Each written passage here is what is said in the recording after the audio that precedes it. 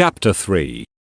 Understanding the role of money and money contracts in a market economy.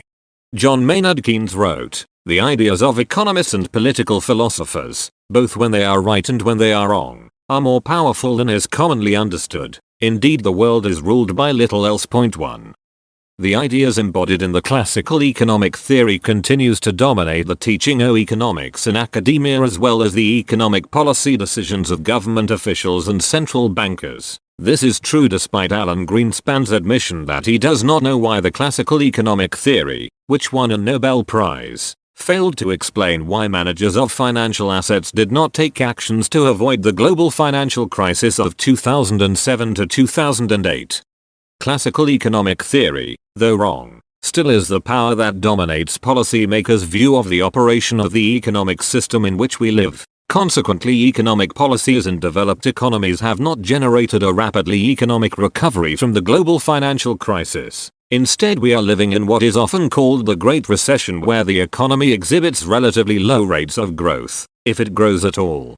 In this chapter we will examine the presumptive foundation of classical economic theory's ideas and their subsequent application to our economic world. We will indicate why these basic presumptions conflict with a most obvious important fact of our economic system, namely that it is essential to recognize the role of money and money contracts if we are to understand the operation of our market-oriented economy. Classical theory denies the fact that money and money-denominated contracts play an important role in determining employment and the total production of the economy. This basic belief of classical theory has encouraged the adoption of economic policies that not only fail to resolve our economic problems, but often can worsen the economic distress of nations. The fundamental conclusion of classical theory is that free competitive markets are perfect. At the micro level, it is assumed that every participant in every market is all-knowing not only with regard to market economic conditions today, but also each are all wise about what the economic conditions in every market will be for every day the future. Accordingly, in such a world where everyone supposedly knows the economic future, the self-interest of market participants allows each to make optimum decisions regarding what they must do to maximize and protect their income and wealth over time.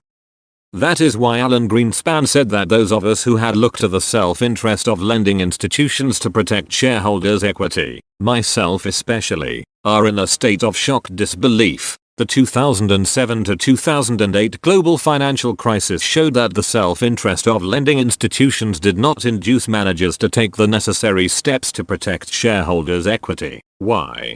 Obviously, either the managers of these institutions did not know what the self-interest required, or, more likely, prior to 2007 the managers did not know what would happen in the future in financial markets and therefore could not foresee the global financial markets crisis that started in 2007.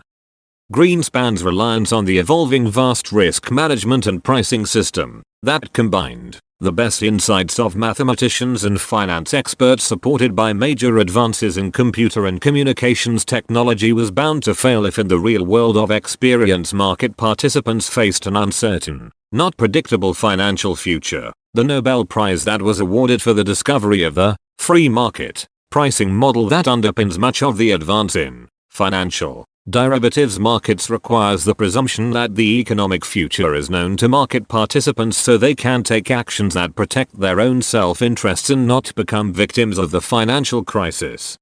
When it became obvious that the economic future is uncertain and therefore the global financial crisis was not foreseen by self-interested market participants, then, as Greenspan noted, the modern risk management theory edifice collapsed even though it was built by classical economists including a Nobel Prize winner. If modern risk management theorists had understood the general theory analysis developed by Keynes, then they would have recognized that the role of money and money contracts is to provide a handle for market participants to deal with the fact that the economic future is uncertain.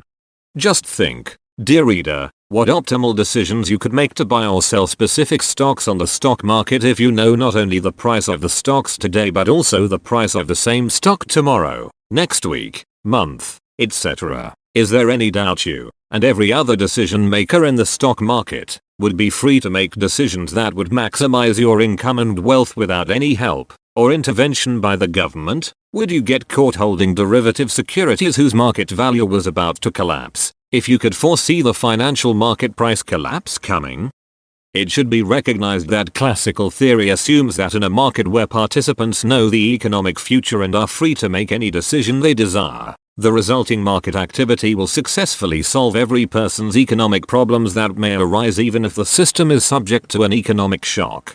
Let us illustrate how this all-knowing approach explains that in a free market, full employment will always occur if, at any point of time, there should be unemployed workers. That is, the supply of workers wanting to work exceeded the employer's demand to hire workers at the going money wage rate. Then in a free market, the wage would instantaneously decline. The classical theory then presumes that this market wage decline would offer entrepreneurs in every industry more profit opportunities as the labor costs of production would be reduced while it is assumed market demand remained unchanged. The lower labor cost would permit firms to sell more products at a lower price and still make more profits.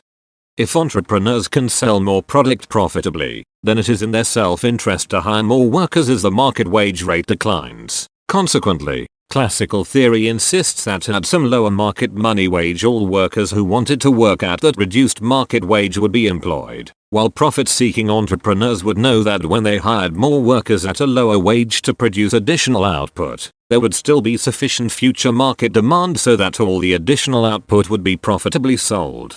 In other words, it is an unproven presumption of classical theory that at some lower money wage, there always will be sufficient market demand for all the products of industry to sold at a future market price that assures entrepreneurs they will make more profits by hiring the unemployed. This classical theory presumption that entrepreneurs can know future labor market conditions as well as future market demand for their products implies that significant unemployment of labor occurs only because workers refuse to accept lower wages. This refusal to accept lower wage may be because labor unions insist on some standardized union wage and/or governments put a floor under the legal minimum wage, where this floor is higher than the free market wage that assures full employment. Thus, in classical theory, it is truculent workers insisting on some rigid wage floor that is the basic cause of observed unemployment. In this classical theory, unemployment could persist only if workers refuse to accept the lower money wage that assured full employment. Unions tend to prevent workers from accepting wage reductions. Minimum wage legislation also can prevent workers from accepting lower market wages. The result will be that any rigidity or stickiness in money wages that prevents wages from falling can prevent the market from providing full employment with profitable sales of products and prosperous workers. In this classical explanation of the operation of our market-oriented economic system, the villains that prevent the markets from assuring a persistent full employment economy are unions, minimum wage laws, and workers truculent to accept lower money wages. The unemployed workers are not innocent victims, they are the villains that cause their unemployed status and inability to earn income.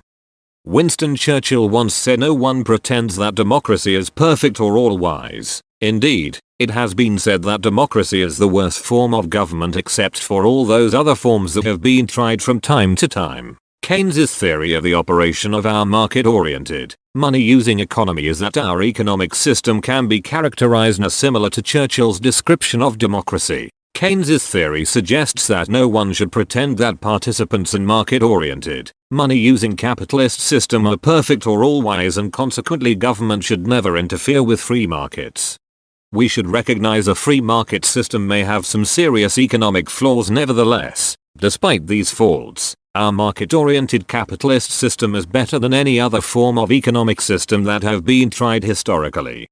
What are these flaws in our economic system? If the cause of these faults can be identified, then Keynes believed that human ingenuity can develop policies that eliminate, or at least mitigate, these faults.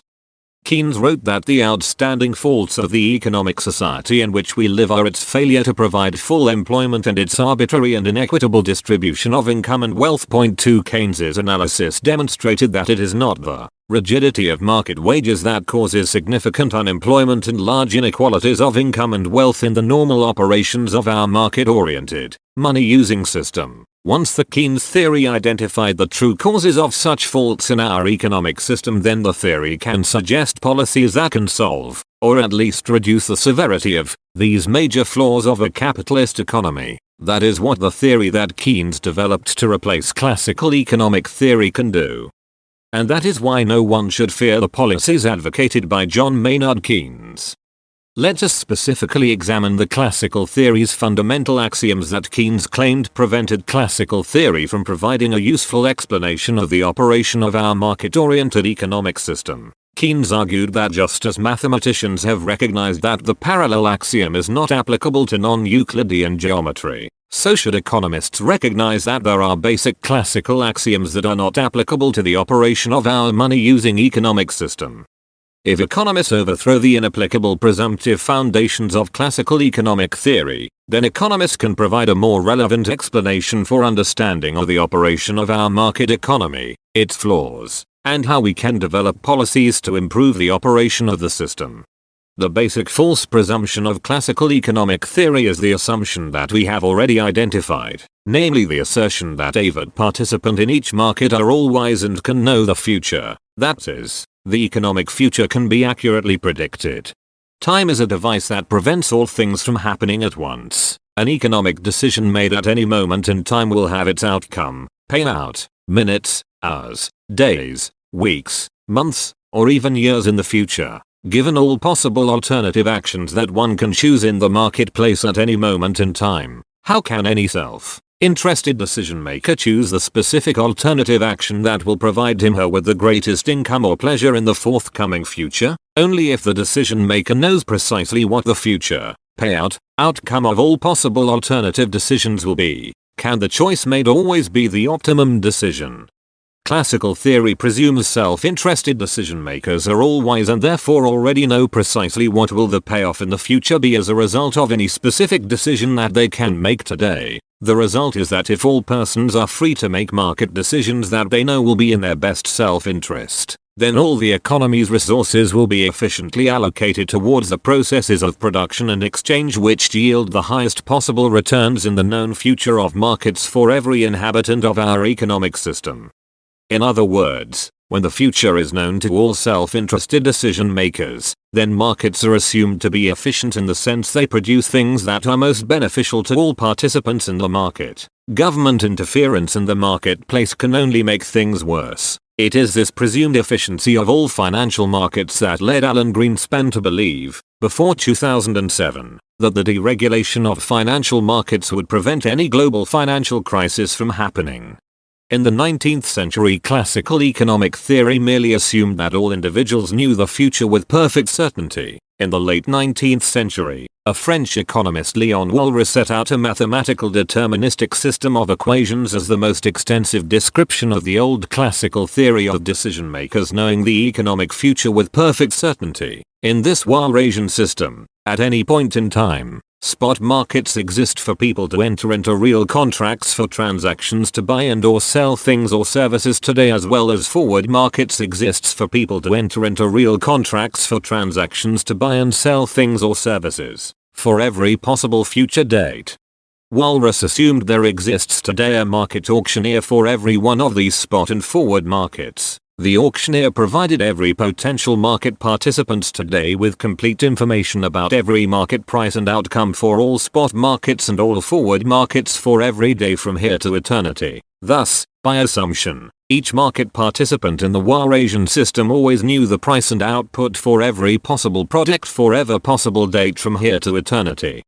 In the 20th century, Nobel laureate Kenneth Arrow and Gerard Debreu formulated an even more general version of this mathematical Walrasian system, where in addition to spot and forward markets for all goods and services, there was incorporated a complete set of contingency, insurance, markets. Accordingly, all market transactions one makes could be insured against all possible accidental damaging contingencies at any future date. So not only would all decision makers know the economic future, but they could insure themselves against any accidental factor that might otherwise damage their choice.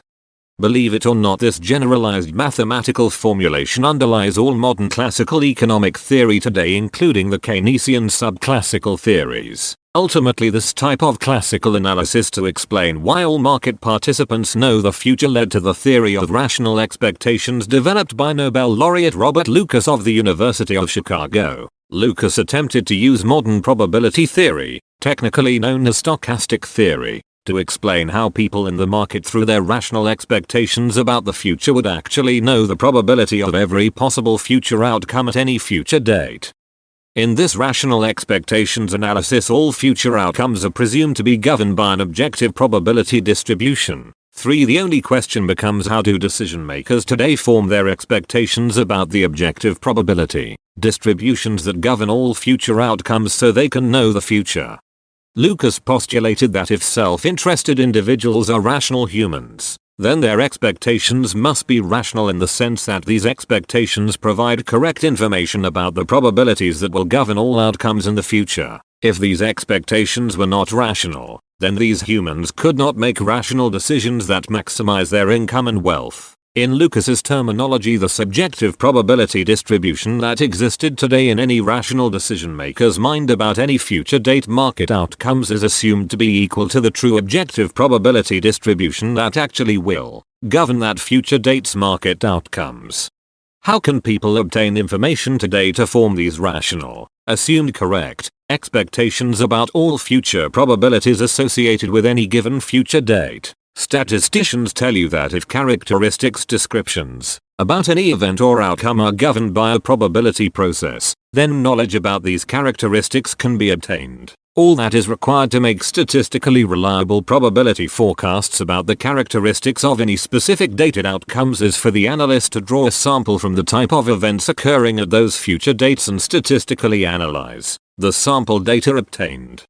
Since drawing a sample from events occurring in the future is impossible to obtain today, rational expectations theorists presume that the probability distribution that governed past and current economic outcomes will be the same as the probability distribution that governs all future outcomes. Thus, if an analyst feeds enough past and current economic statistics into a computer, then the analyst can get the computer to convert all this data into a probability distribution of possible outcomes. Alternative X. The result, it is presumed, will be a reliable statistical model that allows the model user to correctly predict the future as long as the past probability distribution is the same as the one that governs the future outcomes. The reader should recognize that many international agencies such as the International Monetary Fund, as well as national central banks such as the Federal Reserve and other government agencies such as the United States President's Council of Economic Advisors, as well as private companies, have built such statistical models that presume past data will permit them to predict the future. Yet, none of these many statistical models apparently predicted the global financial crisis of 2007 to 2008. One of the leaders of this rational expectations school of economic theory and a Nobel Prize winner, Thomas Sargent, has suggested the problem with relying on this rational expectations economic theory model is that it can describe an economic world that may be very different from our world of experience. Sargent has written that the rational expectations theory imputes to the people inside the model much more knowledge about the system they are operating in than is available to the economist or econometrician who is using the model to try to understand their behavior. In particular, an econometrician faces the problem of estimating probability distributions and laws of motion that the agents in the model are assumed to know. Point 4. But if Sargent is correct regarding a model that he received a Nobel Prize for helping to develop, then it should be readily understood that the statistical models used by government agencies presume that people in our markets have much more knowledge about the system they are operating in than is available to the economist or econometrician, hired by governments to help politicians create legislative regulations and policies to affect the economy. Under this classical theory model of how rational decision makers behave, it is clear that all government policies that regulate or interfere with market activities cannot improve the optimal outcome that the classical theory presumes will occur if rational decision makers know the future and are free to make their own decisions regarding their actions. As an illustration of what this implies, let us examine the science of astronomy, which utilizes this probability approach as a foundation of its theory to explain the future movement of heavenly bodies. The theory of astronomy accepted by all astronomers is that since the moment of the Big Bang creation of the universe, the future paths of all the heavenly bodies are predetermined by natural immutable laws that cannot be changed by any human action. By using past data measurements of velocity and direction of heavenly bodies, astronomers can predict accurately, within a few seconds, when and where the next solar eclipse will be visible on Earth. Congress, or a parliament, cannot pass an enforceable law to eliminate the next solar eclipse in order to increase the amount of sunshine the earth receives so as to increase total agricultural production and thereby improve the availability of food in the economy and thereby increase the gross domestic product (GDP) of the economy. Similarly, if this presumption of the movement of the economy in the future can be determined by statistical analysis of past markets movements, then just as the government cannot legislate changes in solar eclipses, government policies will not be able to legislate improvements in economic movement outcomes already predetermined by the objective probability distributions governing past and future events. Accepting the assumption of a predetermined optimal probabilistic future implies the economic philosophy of laissez-faire, that is, government should never interfere in markets since it cannot change the long-run path of the economy any more than legislation can change the paths of the moon and the earth around the sun in order to prevent future solar eclipses from occurring. If one accepts the classical assumption that today's decision makers can know, or at least obtain probabilities by statistical analysis of past data, then the future path of our market economy can be obtained by analyzing samples from the past. This information will permit people to make the correct decisions in the market to maximize the welfare of everyone in the community. Consequently, classical theory declares that the market is efficient in the use of resources of the economy. The government should not interfere in the marketplace. Lawrence Summers, former Secretary of the Treasury and economic advisor to President Obama, has stated that the ultimate social functions of efficient financial markets are spreading risks, guiding the investment of scarce capital, and processing and disseminating the information about the future possessed by diverse traders. Prices will always reflect fundamental values. The logic of efficient markets is compelling. Point 5. The logic of the efficient market theory is compelling only if one accepts the presumption of classical theory that the future is known and not uncertain. For financial markets to be efficient under the Summers vision, information about the future exists, and market participants must know, either with certainty or at least via probabilistic statistical reliability, future revenues and profits that will be associated with the enterprises underlying the securities being traded in the financial markets. These presumed to be known future revenues associated with the enterprise's use of productive capital are captured in what Summers calls today's fundamentals. If financial markets are so efficient, then how does one explain that the financial markets for mortgage-backed derivatives, after operating supposedly efficiently for several years, suddenly collapsed in 2007 and thereby brought about the financial market crisis of 2007 to 2008? As Alan Greenspan found out, it is difficult to explain why there was a global financial crisis if markets are efficient, as classical Nobel Prize-winning theories claim. In later chapters, when we lay out Keynes's theory of the importance of liquidity in our economic system, we will be able to explain why the possibility of a financial market collapse can occur when the economic future is uncertain, and therefore when financial market collapse will occur cannot be accurately predicted. Keynes criticized classical theory where fact and expectations were assumed to be given in a definite form and risks were supposed to be capable of an exact actuarial computation. The calculus of probability was supposed capable of reducing uncertainty to the same calculable state as that of certainty itself. I accuse the classical economic theory of being itself one of those pretty polite techniques which tries to deal with the present by abstracting from the fact we know very little about the future. Every classical economist has overlooked the precise nature of the difference his abstraction makes between theory and practice and the character of the fallacies which he is likely to be led. Point 6. Keynes argued that the fact is that our knowledge of the future is fluctuating, vague, and uncertain. By uncertain I do not mean merely to distinguish what is known for certain from what is only probable. The game of roulette is not subject, in this sense, to uncertainty. About these future economic outcomes, matters there is no scientific basis on which to form any calculable probability. Point 7.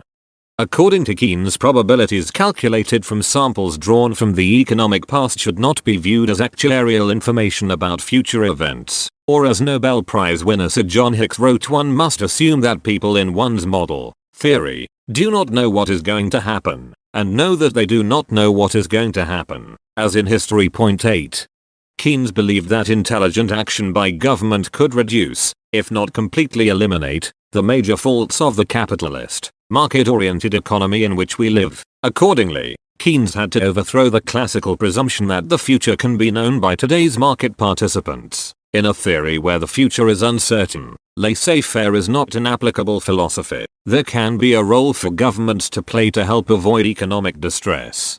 Unfortunately, all mainstream economic theorists, whether they label themselves classical theorists, monetarists, efficient market theorists, old neoclassical synthesis Keynesians or even new Keynesians, still require their theories to be based on the Warasian micro-presumption that market participants are knowledgeable and all-wise doubt about the future. The aforementioned economists who still call themselves Keynesians, for example Nobel laureates, Paul Samuelson, Robert Solow, Paul Krugman, Joseph Stiglitz, still have a basic assumption that the future is at least knowable to market participants as a foundation in their old and new Keynesian theories. Nevertheless, these Keynesians advocate government policy actions rather than inaction.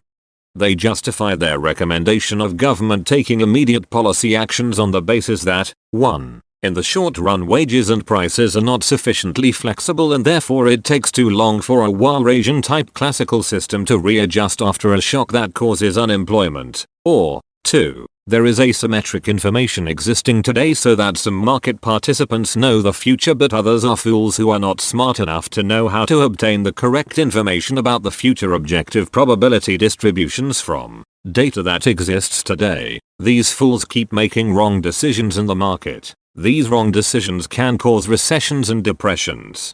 In essence, these self-proclaimed Keynesians really are classical theorists who are impatient with the time they believe it takes the free markets to re-establish a full employment position when some shock shakes the economy temporarily. They want government action immediately. As we will see in forthcoming chapters, these Keynesians apparently never understood the general theory that Keynes developed. Accordingly, it was left to the post-Keynesian economists to revive Keynes's actual theory and develop its contents to be applicable for our market-oriented, money-using entrepreneurial economy. A second false classical assumption.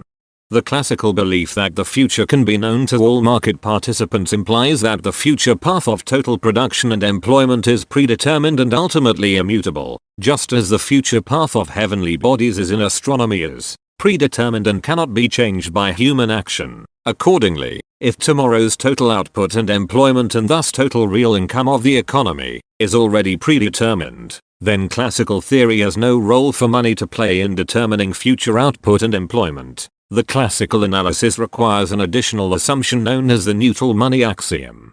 This neural money presumes that in any future calendar time period, any additional increase in the quantity of money supplied to the economy will have no effect on causing changes in the predetermined total output produced, GDP, or employment in that future period. This neutral money assumption is the basis of what economists call the quantity theory of money. Milton Friedman, the Nobel Prize laureate, is closely associated with this quantity theory of money, where changes in the quantity of money directly affect changes in the price level. Thus, Friedman argues that if the predetermined increase in total output in the economy is 3% in any future year, then that year's supply of money created by the central bank, such as the Federal Reserve, should increase by only 3% to avoid inflation and keep the price level constant. If the money supply increases by more than the predetermined future 3% rise in total real output, then inflation is inevitable. Friedman has described his belief in the neutral money assumption as follows. We have accepted the quantity theory presumption that changes in the quantity of money as such in the long run have a negligible effect on real income, so that non-monetary forces are all that matter for changes in real income, total production or GDP, over the decades, and money does not matter. On the other hand, we have regarded the quantity of money as all that matter for the price level. 9. Oliver Blanchard, who is the economics advisor to the International Monetary Fund and was also a professor at the Massachusetts Institute of Technologies and a research economist at the prestigious National Bureau of Economic Research, has characterized all the mainstream economic theory models widely used by economists at government agencies, central banks, in academia, etc. as follows. All the models we have seen impose the neutrality of money as a maintained assumption. This is very much a matter of faith, based on theoretical considerations rather than on empirical evidence. 10. If the growth of real output of goods and services produced in any future period is a predetermined knowable, then if the government, or the central bank, increases the money supply that can be spent on produced goods and services by a greater growth rate, then the only effect in classical theory will be that of inflation. That is, the price of the predetermined level of produced goods and services will rise. Or as Milton Friedman was fond of saying, inflation occurs when too much money is chasing too few goods. Accordingly, Friedman's belief that real output has a long-term tendency to grow at 3% per annum results in Friedman advocating a monetary policy of a 3% rule for money supply growth rather than leaving it to the discretion of central bankers as to how much of a change in the money supply should occur in any period. Given the neutral money presumption, the central bank use of its monetary policy can only directly affect the rate of inflation in the economy. To ease the problems created by the global financial crisis, the Federal Reserve began its quantitative easing or QE policy of creating money by buying huge quantities of government bonds and mortgage-backed derivative securities. This QE policy immediately brought a reaction from many economists who still presumed the neutral money assumption in their analysis. These media experts predicted that the QE policy will create a significant increase in the price level, or even runaway inflation. In the period from 2009 to 2014, the Federal Reserve QE policy almost quadrupled the amount of reserves that banks have on deposit with Federal Reserve, resulting in a potential huge increase in the money supply. What has been the inflationary effect of QE? An article in the Wall Street Journal of the 29th of January, 2009 written by J. Hilsenrath and L. Rappaport indicated that this QE policy, some might see it as an inflationary move to finance deficits by printing money. Yet after more than 8 years later, despite the huge increase in the quantity of money stimulated by the Fed's QE policy, the rate of inflation in the US in 2017 is less than the 2% per annum rate the Fed sees as a necessary inflationary price target if the economy is to perform strongly. Keynes believed that money is never neutral and that changes in the quantity of money can affect the level of output and employment. He wrote, "An economy which uses money but uses it merely as a neutral link between transactions in real things and real assets and does not allow it to enter into motives or decisions, might be called, for want of a better name, a real exchange economy. The theory which I desiderate would deal, in contradistinction to this, with an economy in which money plays a part on its own and affects motives and decisions and is, in short, one of the operative factors in the situation, so that the course of events cannot be predicted either in the long period or in the short, without a knowledge of the behavior of money between the first state and the last, and it is this which we ought to mean when we speak of a monetary economy. Booms and depressions are peculiar to an economy in which money is not neutral. I believe that the next task is to work out in some detail such a monetary theory of production. That is the task on which I am now occupying myself in some confidence that I am not wasting my time. 11. In essence, the neutral money, real exchange economy is equivalent to a barter economy where money has no role to play in determining output and employment. Accordingly, all classical theories are based on Walrasian analysis that presumes the future is known and money is neutral are basically descriptions of a barter economy, and not a money-using economic system. Once the neutrality of money and a future that is knowable presumptions are rejected as theory foundations, then an organizing principle for studying the level of employment and output in a market economy involves 1. Comprehending the role of money as a means of settling contractual obligations, and 2. Understanding the essential role liquidity plays in determining the flow of production and employment in the economic system in which we live. James K. Galbraith has noted that the first 3 words of the title of Keynes's 1936 book, The General Theory of Employment, Interest and Money, are evidently cribbed from Albert Einstein. 12. Einstein's general theory of relativity had displaced Newton's classical theory in physics that had maintained the separation of time and space. Einstein's demonstrated that the time-space continuum is, in essence, the extension of non-Euclidean geometry of curved spaces. Keynes hoped to mimic Einstein's revolutionary general theory of relativity and displace the classical economic theory that maintained the separation of market outcomes and the money supply implied by the neutral money presumption. Keynes wanted to replace this assumed market from money separation with the equivalent of a market money curved space continuum, that is, where money and market outcomes continuously interact. To accept Keynes's logic and its post-Keynesian development, however, threatens the Panglossian conclusion that, in the long run, all is for the best in this best of all possible worlds where a market economy free of all government regulations and interference assures full employment and prosperity for all those who want to work. Throwing over the classical presumption that the future is knowable and money is neutral permitted Keynes to produce his more general theory that allows for the possibility that an entrepreneurial system might possess some inherent faults such as its failure to provide for full employment even in the long run.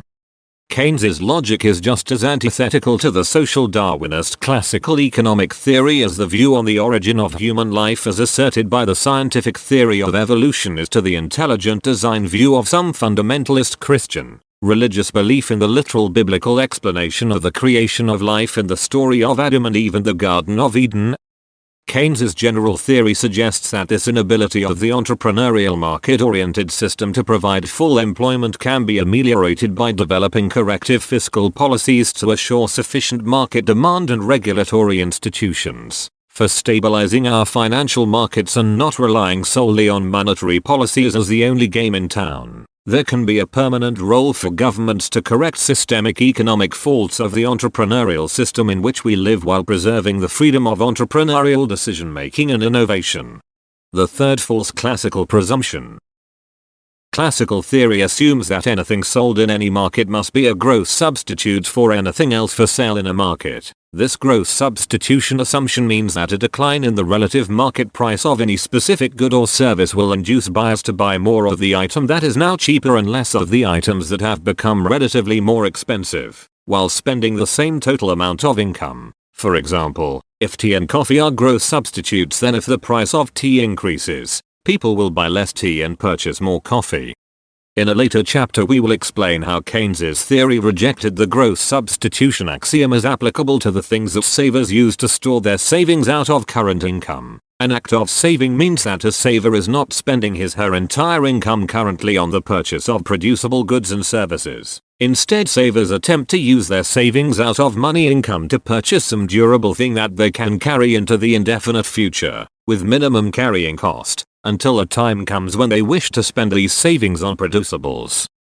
We will see that in Keynes's theory of a money-using economy, savers always store their savings in durables such as money and/or other liquid financial assets. Savers never store their savings in producible goods. In other words, readily producible goods are not good substitutes for liquid assets as a form for carrying one's savings into the uncertain future. When Keynes described the process of people saving out of current income in a money-using economy, he assumed that for storing savings over time, producible durable goods were not a gross substitute for liquid assets such as tradable financial assets and currency and money bank balances. 13. The mere act of savings threatens full employment outcomes since a penny saved is a penny not spent on producibles and thereby cannot be income earned by somebody contributing to the production of a good or service. Notes: J. M. Keynes, The General Theory of Employment, Interest and Money, page 383. Opposite, page 372. The term objective for the probability distribution is used to suggest it is created by natural parameters and cannot be altered by anything people decide to do today. T. Sargent, Bounded Rationality in Macroeconomics, Clarendon Press, Oxford, 1993, page 21. L. H. Summers and V. P. Summers, When Financial Markets Work Too Well, A Cautious Case for a Securities Transaction Tax, Journal of Financial Services, 3, 1989, page 166. J. M. Keynes, Letter of the 4th of July 1938 to R. F. Harrod, reprinted in the Collected Writings of John Maynard Keynes, 14, edited by D. Moggridge, Macmillan, London, 1963. pp. 112-115. J. M. Keynes, The General Theory of Employment, Quarterly Journal of Economics, 1937, reprinted in the Collected Writings of John Maynard Keynes, Vol. 14, pages 113-114, edited by D. Moggridge, Macmillan, London, 1973. J. R. Hicks, Economic Perspectives, Oxford, Oxford Economic Press, 1977, page 7. M. Friedman, A Theoretical Framework for Monetary Analysis, in Milton Friedman's Monetary Framework, edited by T.J. Gordon, University of Chicago Press, Chicago, 1970, page 27. O. Blanchard, Why Does Money Affect Output, in Handbook of Monetary Economics, 2, edited by B. M. Friedman and F. H. Hahn, North Holland, New York, 1990, page 828. J. M. Keynes, A Monetary Theory of Production, reprinted in the Collected Writings of John Maynard Keynes, 13, edited by D. Moggridge, Macmillan, London, 1973, pages 408-411. J. K. Galbraith, Keynes, Einstein, and the Scientific Revolution in Keynes, Money and the Open Economy, edited by Pierre Estes, Elgar, Cheltenham, 1996, page 14.